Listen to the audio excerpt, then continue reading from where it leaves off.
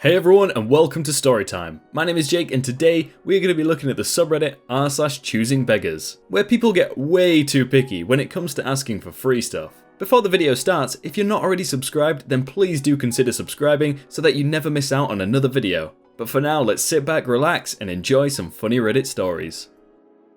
Choosing Beggar decides my rates after the fact, and thinks I'll help her next time. I had a roommate once upon a time, and this roommate had a friend. This friend is our choosing beggar. I had a regular job where I worked as a cook in a restaurant, but I am very good with computers and software problems.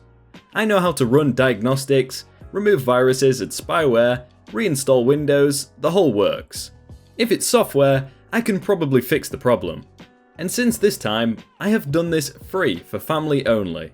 The choosing beggar approaches me. So, I heard you're good with computers. That's right. So can you fix mine? Oh, well I don't know. I don't really do work for people I don't know. I'll pay you to do it. I just need it done on Friday. You're home then, right? I am. And it'll be $25 an hour. Yes, great, fine. Choosing Beggar brings her laptop over that Friday night and hangs out with her friend while I sit at the kitchen table. Diagnose the problems and remove all the viruses. It takes 3.5 hours, and I give a rundown of the source of the problems. Tell her it's been just over 3 hours, but $75 will be fine. I am assured that this is great. Choosing Beggar doesn't have any money on her, and I'm skeptical about this, but I'll trust her. Big mistake. Choosing Beggar has been asked several times through my roommate. The excuses begin. Oh, sure, I'll bring it this week. I'm a little short. I'll come next week. I'm starting to believe that I'm not going to see this money. I am surprised when Choosing Beggar comes over and she hands me an envelope with what should be my pay. I open it up and it's $30. I look at it and I look back up at her.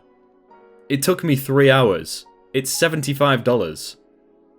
Well, I talked to my dad and he says that's too much. It's really not. The professional places will charge you double or more, and it was a lot of hard work. Oh, I know it was 3 hours, so I bought you 3 hours of what you normally make. This is not the same thing. This is a job that involves more technical know-how. I didn't cook for you, I fixed your computer. Well, this is all you're getting, so don't bother me again. This choosing beggar stiffed me $45. When she came back a month later, telling me her boyfriend had downloaded all those viruses again, I just shrugged at her. She tried to get me to fix it again for free, but I refused. She already stiffed me, and she had the nerve to come back and hope I do it again. Not a chance. Oh darn, her boyfriend must have accidentally downloaded a virus, surfing some safe websites, if you know what I mean.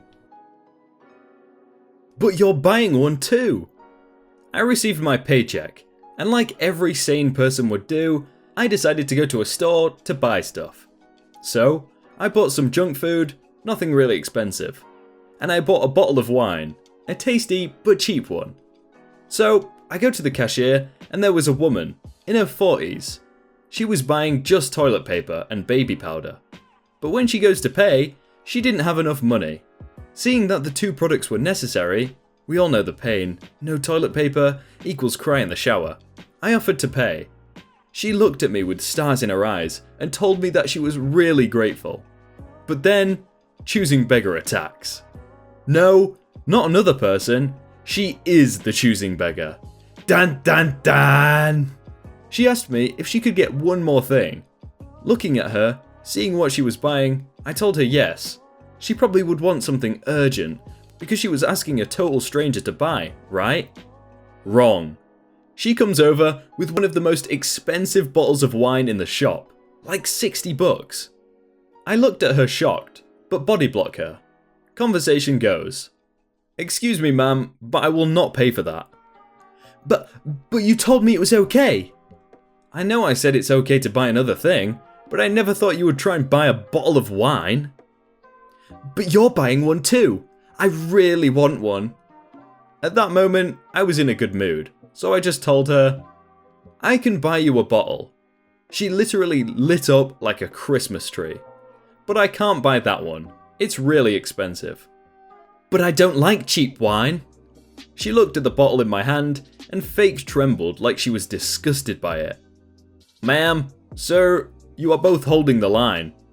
I looked, and really, we were. Lady, it's your choice. A cheaper bottle or no wine. She just scoffed at me. Can't you understand? I don't like cheap wine. She told me this like I was slow in understanding. I just looked at the cashier. I passed my things. Choosing Beggar probably thought I was going to pass hers too. Nope, I paid mine and moved. Aren't you going to pay? She yelled. I just ignored her. Never abuse the goodwill of others. Moral of the story? Cheap wine is the best, but cows can't really hold her liquor because they don't have hands. A really good rule that I like to live by is if someone's treating you to something, you should always order less than what theirs cost, otherwise you're just a scumbag. Craigslist Choosing Beggar thinks I'm heartless. Was selling an electric piano on Craigslist. Someone reaches out to me and we agree on $250 and schedule a time to meet. Once we meet, an older man gets out to inspect the perfect condition keyboard. Immediately proceeds haggling the price down to $200. I'm a piano teacher and one of my students needs an electric piano to practice at home. She's really talented, but her parents can't afford much and have only given me $200 to find something affordable. I tell him that although that's unfortunate, it really has nothing to do with me, and we've already agreed on the price. But it's for a little girl. Why can't you come down in price so she can afford it? I explained to him that I don't know this person, and it's odd that he expects me to give away $50 to a stranger, and I don't even know if that little girl actually exists, when he himself won't give away the same $50 to someone he supposedly cares for and knows personally.